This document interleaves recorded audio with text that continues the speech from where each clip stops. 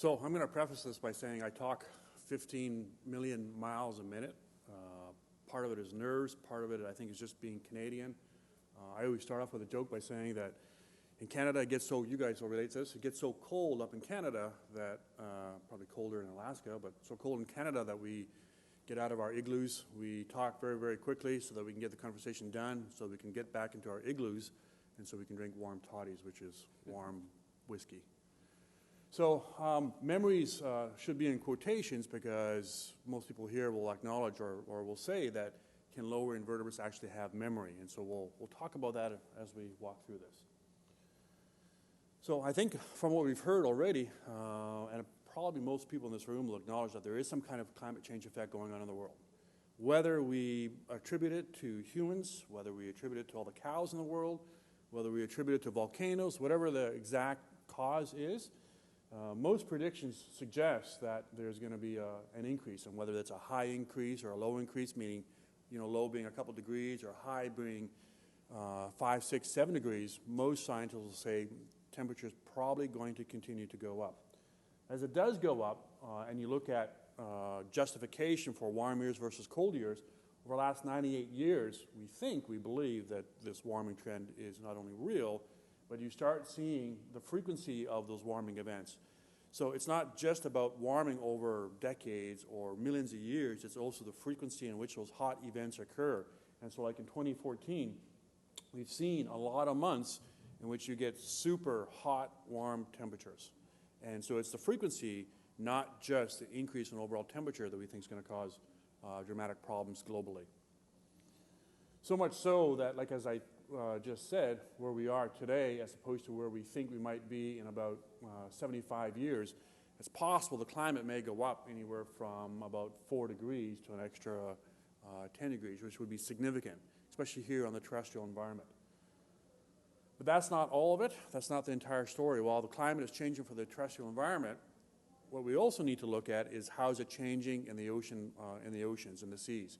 When you consider roughly, 75 to 76% of the world is covered by water, one has to imagine or assume that energy, which is expressed as heat or kilojoules, that energy must be going somewhere, and it's probably the oceans that are absorbing it. And in fact, what scientists have shown is that, in fact, from 0 to 700 meters, and even from 700 to 200 meters, the mass amount of energy being generated by climate change is being absorbed by the oceans, not just land, ice, or atmosphere. Most of it is in the ocean environment. The impact for the animals are going to be significant. We usually focus on humans. I think it's just a characteristic that we do as a species. What we do see is that you're going to see not only ozone depletion, biodiversity loss. We're seeing, where I work, even though I was trained as an oceanographer working on the Great Barrier Reef, I also work right now on the Great Lakes, and we see a significant amount of problems in the Great Lakes. Even the Great Lakes are starting to warm. Lake Superior, for instance, has gone up, they believe, anywhere from 2 to 4 degrees, a significant change. So it's not just the fresh water, or not just the salt water, but it's the fresh water. And all of that, if we focus on humans, there's going to be a significant effect on human health, human lifestyle, and of course the animals that are associated or used as part of human attributes. But I'm not a human scientist. I don't study. I don't focus on the humans. I focus on organisms. I do not focus on fish. But it's kind of interesting that when you look at climate change and you see, hey, what are the effects? There's predictions, and they say that there's also data that shows here's a fish at 2000. Here's what we think is going to happen by 2050. Essentially, the biomass of many animals is going to get smaller and smaller and smaller. We also see the heat effect or climate change effect on plants. You see more diseases and more droughts. And again, when we look at viruses, and I'm particularly interested in comparative immunology and how heat stress occurs in different animals and then comparing it to humans, a lot of scientists are saying the number one effect of disease and transmission and problems is in fact this thing we're calling global warming and climate change. For me, and what I like to study and where I go with where I'm going is this idea of coral bleaching. Coral bleaching, corals we think are kind of like the canaries in a coal mine. They are very, very sensitive to real minute changes in temperature. And so if in fact we believe that the oceans are absorbing all this energy, it stands to reason that there must be a bioindicator organism, or organisms plural, organisms that are so sensitive that we can turn around and we can say, if the temperature is in fact going up, can these animals tell us anything? Kind of like when the canary flew into a mine, if it didn't come back, we probably had some really bad gases or methane in that mine, and miners would not go in. So in this picture, we're showing a coral bleaching event. Whoops, a coral bleaching event, and it's not just the animal. If you guys don't know, corals are made up of two parts. One is animal, one is plant. The plant is a dinoflagellate. And so you're looking at, in fact, at two different animals, fortunately, the animal and the plant at the same time.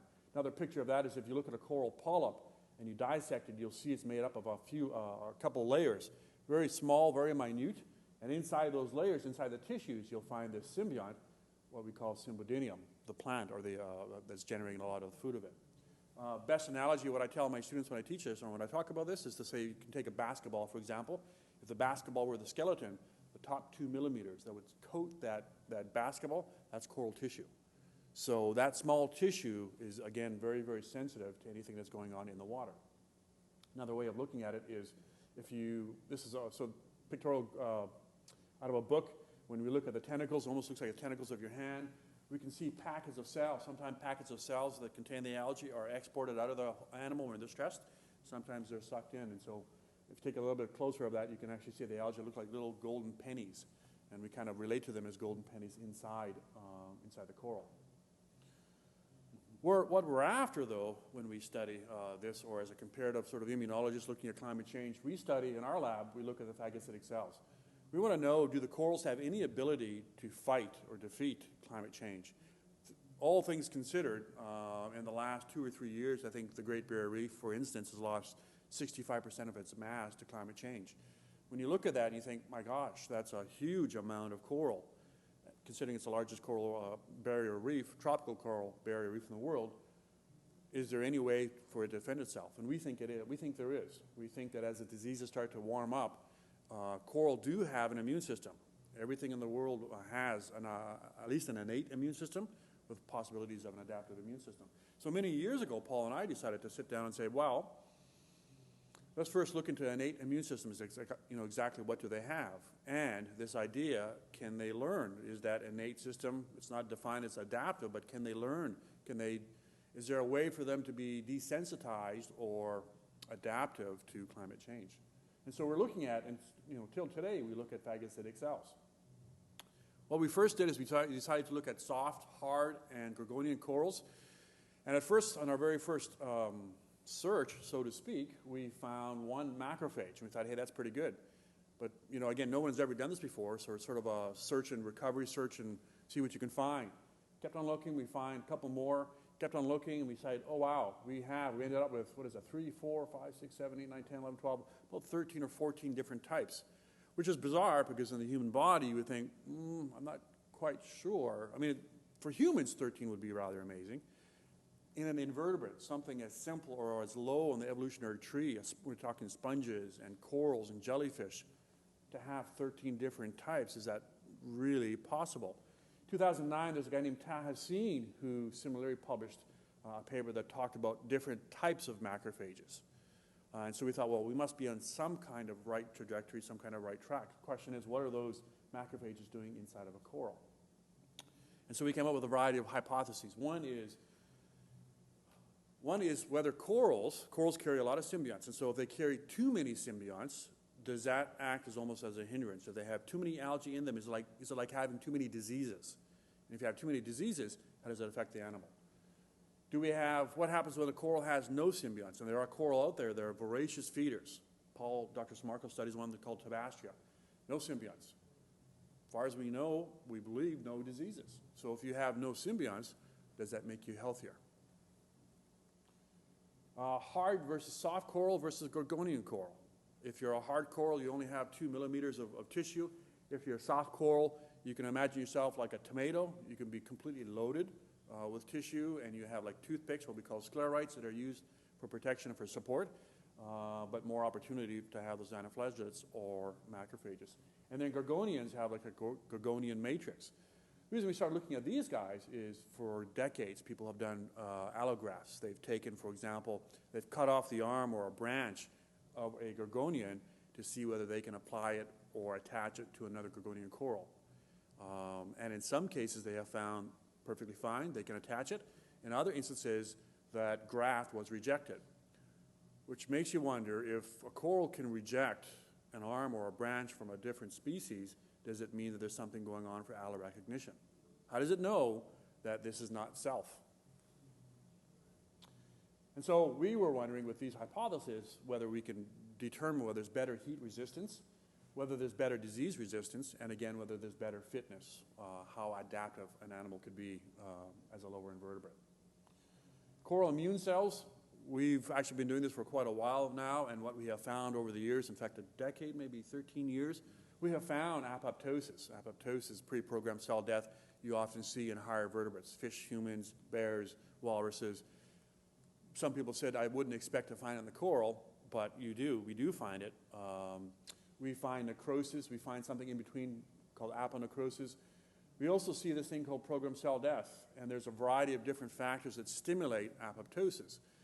What's interesting out of this, when you go looking for these type of features inside a lower invertebrate, there are no kits. There's nothing special that you can buy like you can for human medicine. You can buy a kit that'll help you identify each one of these different types of programmed cell death in humans. Nothing exists in or for coral or for sponges, for instance. So what we did is we went and we took a human kit, a kit that should only be used, in theory, for humans and should only work for humans.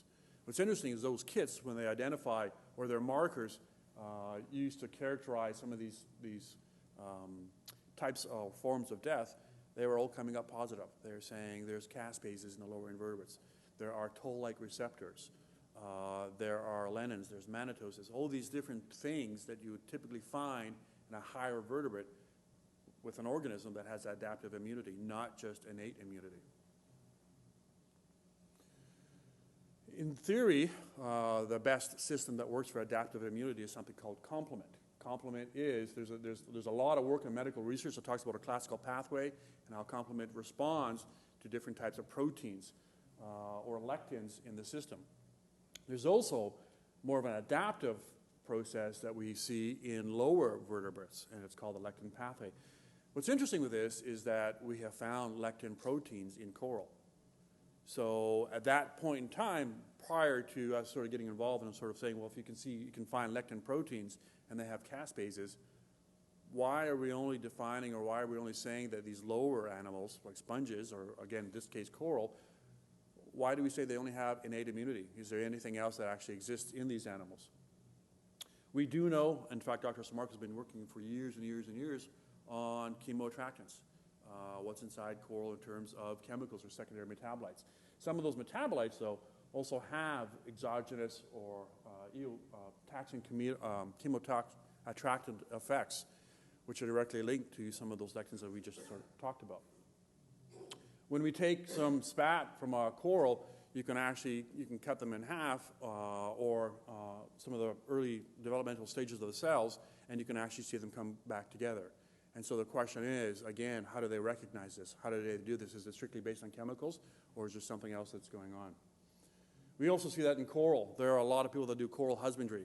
When we were getting into this research, I have a number of students who paid for their master programs strictly by selling 1 cubic inch pieces of coral for like $100 an inch, a square inch. They would take these coral samples, they'd take two completely different coral species, and they would try to see if they can match them together just to make them look pretty. And we would often you'd see lines of divisions where you have a pink coral and a red coral or a brown coral, and yet if they are the same family, sometimes they merge together. Yet when they're, for whatever reason, when they're not of the same family, they release these sweeper tentacles which have nematocysts, and they try to kill off the other partner. So the question is whether coral have the ability to identify self versus not self. A lot of good data that shows in vertebrate analysis or vertebrate models. In host cells, there is this proteolytic factor that says, I recognize you, I see you, you're the same, I don't need any more of the macrophages. Whereas if you are a pathogen, they develop more of the macrophages to gobble up.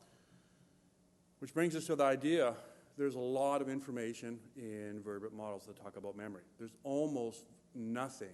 And when we went to publish a paper in innate immunology, people have come back and said, you can't call it memory. There's no such thing as memory in a lower invertebrate. You'd have to prove that after subsequent exposures to disease, the response time to that disease by a macrophage occurs at a much rapid or quicker period of time. The other issue then is culturing the macrophages. To our knowledge, nobody's actually cultured the macrophages for a long enough period of time that you could create a cell line, go into a hospital, for example, environment, and have those cells exposed, which is where we're going to go to next. So right now, this is sort of a basic idea for vertebrates and some lower invertebrates where they see, they've identified tolls. There's something called DSCAM, which in fact is a protein which is believed to be directly related or involved with memory. In coral, we see toll receptors. Scientists have found a protein, the exact same protein memory that you'd find in some of the higher invertebrates or lower vertebrates. That same protein has been identified in coral. And so the question is, if it's the same protein, why is it not possible for corals or much lower invertebrates to have memory? So just very quick review, adaptive immunity. We're looking for something that's pathogen-specific response. We're looking for memory of exposure. And we acknowledge that, in theory, memory only exists in higher vertebrate models. Most animals, if not almost anything that lives on planet Earth, has some type of innate immunity. And so that means that there's no memory of pathogenicity. It just simply responds when the disease unfolds. So we've decided to set up a number of different experiments over the years, and we've looked for, like I said, we've identified apoptosis necrosis. We have found phagocytic cells, and we decided to move into what's called pattern recognition receptors. We're basically looking for flagellin proteins that coral may or may not be able to identify. And so what's interesting about this is that in order to have some kind of memory or recognition system, you'd have to find something that's specific to a disease that would not be found on the host or not be found on the symbionts. And that, in fact, is this thing called flagellin protein. It's only found in bacteria. What we did is we took a coral called Montastra cavernosa, we took sterile beads, and then we coated those beads. And so at a low temperature, 28 degrees, and then at 34 degrees Celsius, some of the sterile beads that had no coatings were ingested. We figured probably just by haphazard chance, but very, very low amount. Out of a total amount of 50, we'd find about 4 or 5 that would be ingested at low temperature, and a few more at high temperature. Those beads that were coated with that flagellin protein, the macrophages almost ate up everything. Almost 90% of all the beads that were coated. So clearly, at least for that hard coral, they have the ability to recognize that there's something going on, at least on the surface of a bacteria. We took a soft coral called Sarcophyte ehrenbergi. Sometimes they call it mushroom coral or toadstool coral. Again, at low temperatures, the beads were rarely ingested. But at high temperatures, we almost have 100% ingestion by a macrophage, which makes us think, okay, so they have clearly some sort of ability or recognition system, which is common amongst the innate immune type of systems. We also did something which is just out of curiosity. We were all sitting around one day, drinking some beer, and thinking, wouldn't it be kind of cool if we took some of these macrophages and put them just for the fun of it with human macrophages, human-known cell lines. And when we did that, what happened is nothing. We thought that the human macrophages would look at the coral macrophages and say, oh my gosh, this is an invader, I need to gobble you up. Nothing happened. And just for the fun of it, we decided we'd take prostate cancer cell line, and we put a prostate cancer cell line in the same dish or petri dish with the 2 different types of macrophages. And something interesting happened, and what happened is that the macrophages in the coral went to gobble up the human cancer cell. And in fact, not only did they gobble up the cancer cell, they were first at the fence to gobble them up. And we thought, well, that's kind of weird because in lower invertebrates, there's been no definition of cancer. And so how would this macrophage that has never seen this type of cancer, how will you know that something that exists? So we waited 3 or 4 days. And most coral macrophages, we can keep them alive for about 7 to 10 days. We're doing some studies right now to see if we can keep them alive longer. But after about 4 or 5 days, we decided, okay, let's take those same kind of cells, macrophages, the human and the coral that we used, and let's introduce the same cancer cell. And not only were the coral macrophages there, not only were they the first, and they in fact, they did something what we call, at the moment we're just calling swarming. the macrophages sort of swarmed this cancer cell, but they did it faster. And so the medical doctors that we're working with, they said, well, A, if it's happening faster, and B, they're swarming, and C, you continue to see this increase in response, that would suggest there's more going on than just innate immunity. There has to be, that's an adaptive response. We decided to go after and look at caspases. Caspases is kind of a hallmark figure for identification in adaptive immunity for vertebrates. And we used, interestingly enough, we used a human kit, a caspase assay tag kit. And at low temperatures, the number of caspases that were in the environment, in the coral host, were very, very low. At higher temperatures, again, probably associated with the ability of more bacterial and disease invading the coral, we saw a significant increase in the number of caspases that were detected. And so we decided, just for the fun of it, we would have a look at and compare. These are a class of proteins, different caspases associated with apoptosis and inflammation. Inflammation is extremely important in terms of adaptive immunity. Again, adaptive immunity, but also cancer-related cells. And so we thought, if these macrophages in coral can pick up and respond to a human cancer line, and they can do it quicker than a human macrophage, how do they respond to something, or do they have the proteins associated with inflammation? Meaning that if you get a cut or something tries to invade your skin, is there inflammation? Do they respond? We found in hard coral, we found a couple of caspases, 8 and 9, and we found 6, again, all associated with apoptosis. With the soft coral, we sort of hit a gold mine, and we're now in the process of using genomics to characterize those caspase proteins and see how similar they are to human caspases. And we should have some data here very, very quickly. Which brings us back to the idea of what is adaptive immunity and what is caspase immunity, or innate immunity. It also brings us back, and we're revising this paper, and one of the revisions is to say, how do you define cancer? For most people say cancer is just a mass of undifferentiated cells. That's in humans. We see the exact same thing in corals, but we have a different name for it. And so why not call it cancer? And so we're working with a fellow out of UCLA who trying to establish some conformity between the definition of what cancer is in humans, which is well known, but what it could be in lower invertebrates. And in a nutshell, that kind of takes me to a conclusion, which is, don't worry, I'm not broken. Real earthworm, I'm an invertebrate. What's interesting is the fellow that we're working with out of UCLA, he has spent and built a career on working on earthworms.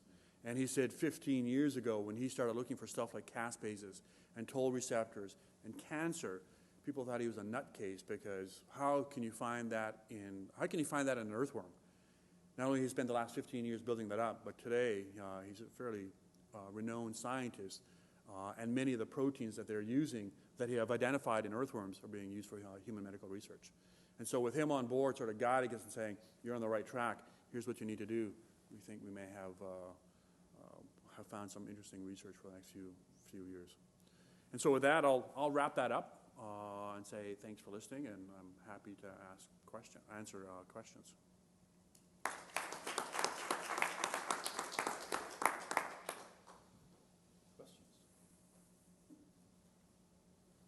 Nice. So I either lost you guys or not. Sir, yeah. So that was very interesting, especially being an invertebrate person.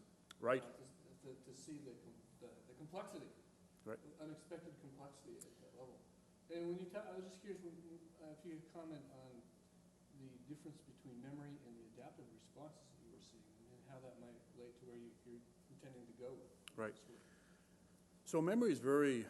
In terms of memory, again, there's a very clear definition of how memory is defined. And so a fellow that we're working with, again, his name is Dr. Edwin Cooper. He's done a lot of work on invertebrates and memory. And what we're trying to do is establish a cell line that can last longer than 7 days. And so we're doing that work right now, which is NIH funded. We are once that cell line is established and we can grow it or keep it in stasis for 30 to 40 days, then the next question is, what types of, for lack of a better word, what types of cancer can the macrophage identify? Once we pick out cells that it may or may not identify, then the question is, what's on the disease that the macrophage is responding to. Once we identify what's on the surface of the cancer cell, we'd go back to polystyrene beads, coat them, and see what the response is. Real basic terms is that you not only need a fast response, but you need repeated exposure and a shorter time to respond. And that's, I'm not sure if that answers your question, but that's kind of where we're going. We're saying, okay, when you look at a human macrophage, there's increased response for every subsequent exposure. That's essentially what we're after in the coral macrophages. The fact that the coral macrophage responded faster than a human macrophage is interesting, but the real, the focus, the thrust at the moment is, can we define memory? And how do you define it? Is it just enough to be in response to a disease? It's interesting that they found there's this thing called D-scan, which is a protein for memory. They found that in the coral. And it's not an analog, it's almost 100% similarity. So the question is, what is it doing there? What is memory in a lower invertebrate?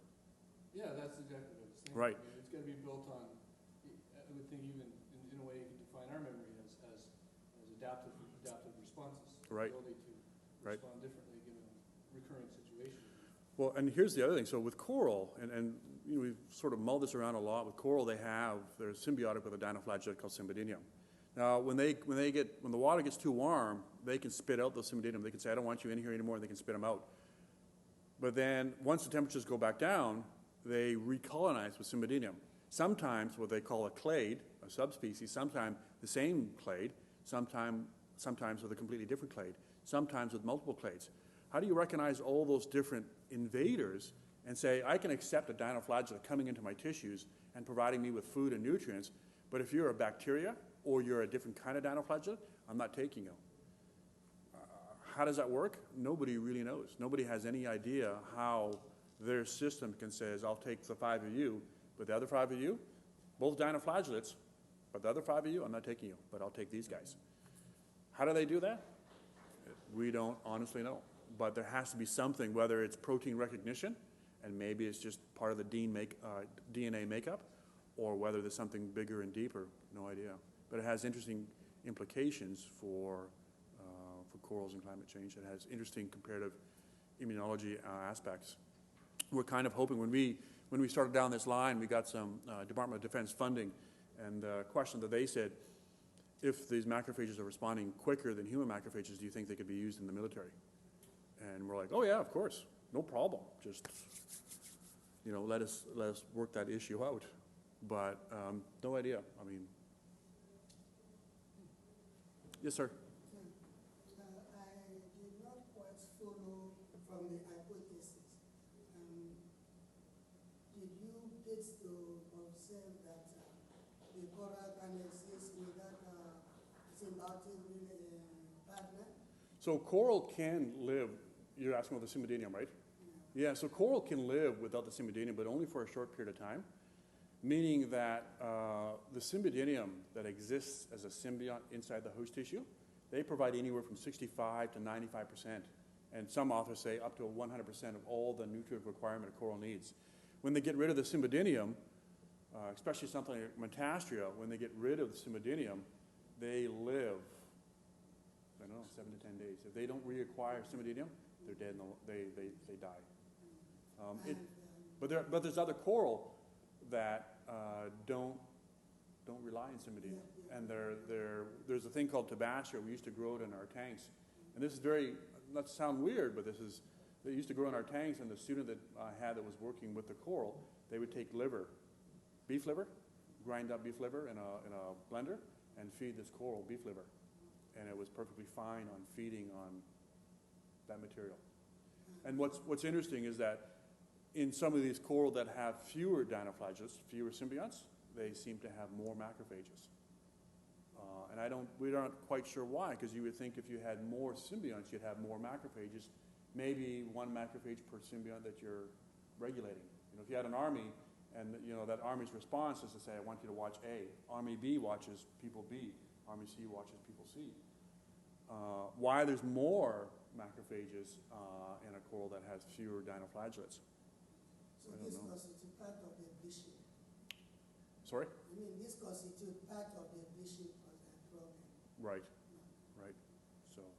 But we do see when temperatures rises, we think the symbionts, for example, they probably release some protein or chemical, and you can actually see macrophages grab these symbionts and expel them, get them out of there. There used to be an idea, it used to be called the bleaching adaptive hypothesis, which was the symbionts. We weren't sure many years ago whether the symbionts had the ability to say, I don't like the coral anymore, I'm leaving, or whether the coral was saying, I don't like you anymore, and you're leaving. Today we now know that at high temperatures, the algae are suffering far more than the host. At 36 degrees Celsius, when the temperatures are really, really hot, the algae is saying, oh, I can't handle this. And the host, for some host animals, they're sitting back and they're saying, is that all you have for temperature? And so it's the symbiont that's dying and the host that's saying, I'm adapting to you, pull up my armies, I need to get rid of you. And then how they take in the symbionts after that. There's an idea out there that if climate change continues the way it's going and these symbiont dinoflagellates can't keep up, there's an idea that prochloron is another similar type of symbiont that's associated with invertebrates, and they might be the next invader. How that invader gets in and stays in, no idea. Well, thank you very much. Thanks.